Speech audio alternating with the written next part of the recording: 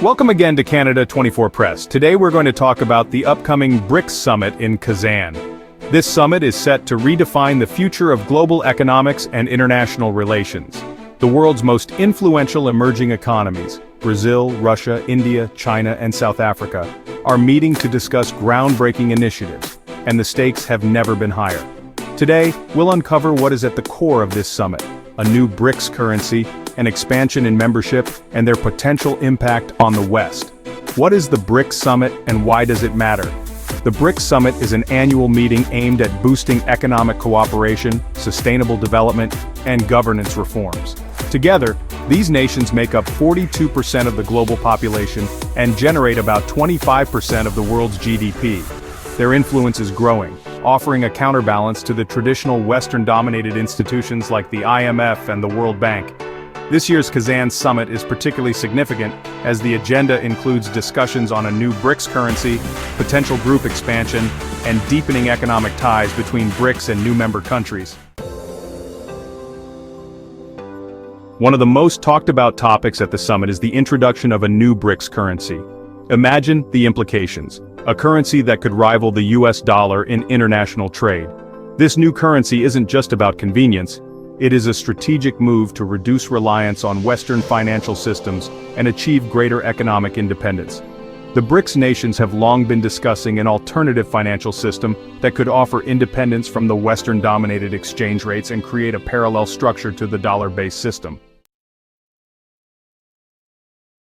A shared currency among BRICS members would reduce their reliance on the US dollar for trade, minimizing exchange rate risks and transaction costs.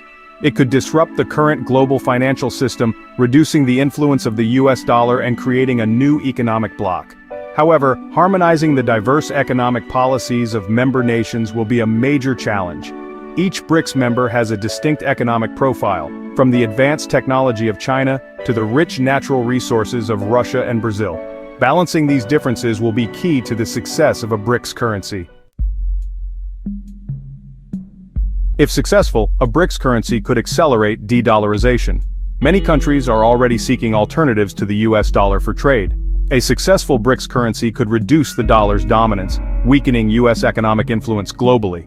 Less demand for the US dollar could lead to less demand for US Treasury bonds, higher borrowing costs, and reduced financial stability. It could also diminish the ability of the United States to impose economic sanctions, a tool it has wielded effectively in the past.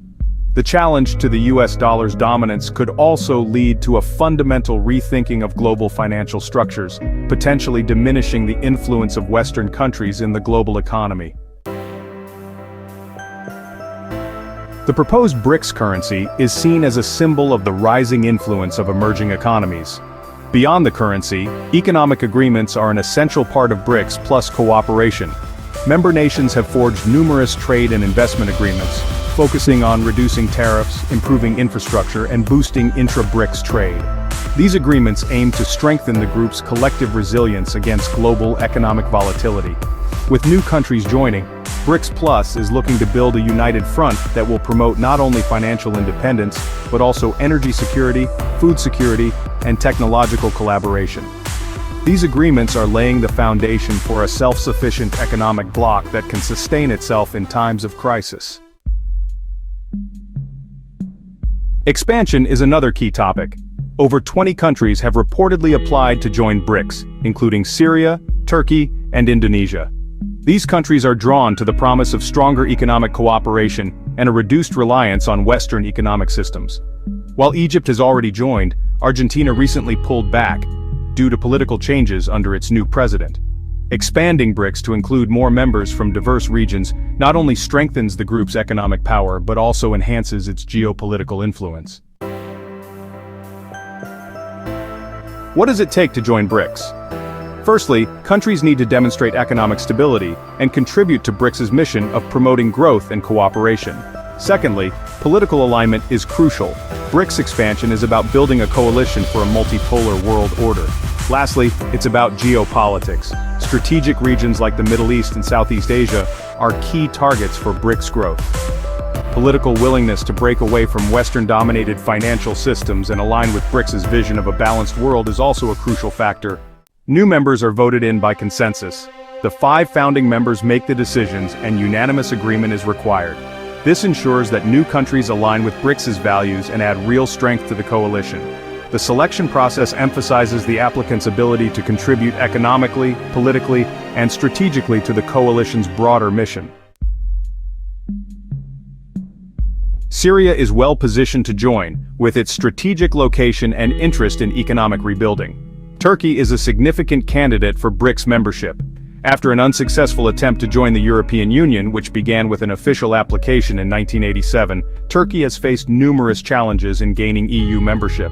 Despite being a NATO member since 1952, Turkey's aspirations to join the EU have been repeatedly blocked due to political and economic issues. Frustrated by the slow progress and lack of recognition from Europe, along with its ongoing economic struggles, Turkey has decided to seek alternative alliances elsewhere.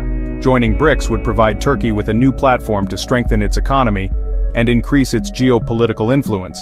Indonesia is also a strong candidate, offering unique advantages that could enhance BRICS' influence in Southeast Asia and the broader Asia-Pacific region. These countries not only bring economic benefits but also help strengthen BRICS' stance in regions heavily influenced by Western powers. Another exciting development is the introduction of a new BRICS payment system. Right now, the world relies heavily on the SWIFT network, which is dominated by Western countries. By creating their own payment system, BRICS nations can reduce their dependency on SWIFT and safeguard against financial sanctions. The goal? To enhance financial sovereignty and improve efficiency in intra-BRICS trade. This new payment system will also create a more resilient financial infrastructure, immune to Western sanctions, thereby ensuring smoother and safer financial transactions among member nations. Let's not forget the New Development Bank, NDB, also known as the BRICS Bank. Founded in 2015, the NDB now boasts $100 billion in authorized capital. The NDB funds infrastructure and development projects across BRICS and beyond, offering a credible alternative to loans from Western institutions like the World Bank and IMF. The focus is on renewable energy, transport infrastructure, and urban development, all to create resilient, sustainable economies. In the future, the NDB aims to expand its portfolio by funding more green energy initiatives, digital infrastructure, and smart cities within BRICS plus countries. It will play a pivotal role in financing the development of these economies, reducing their dependence on Western-dominated financial systems, and promoting sustainable, long-term growth. The NDB is making waves by offering loans without the political strings often attached by Western institutions. This approach appeals to many developing countries who prefer more autonomy in managing their development projects. As the NDB gains influence, it could gradually undermine the roles of the IMF and World Bank. These institutions have long been criticized for imposing strict and often detrimental conditions on loans to developing countries.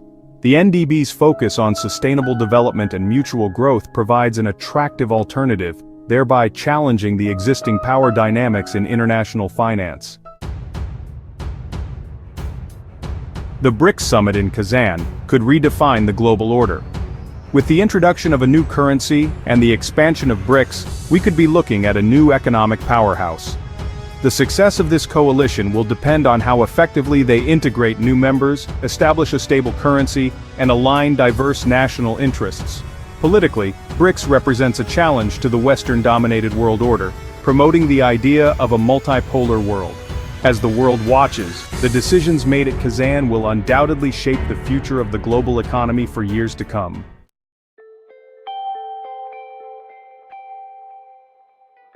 If you found this investigation valuable, make sure to like this video and subscribe to our channel for more in-depth insights into global economics and international relations. Join us next time as we continue to explore the changing landscape of the world economy.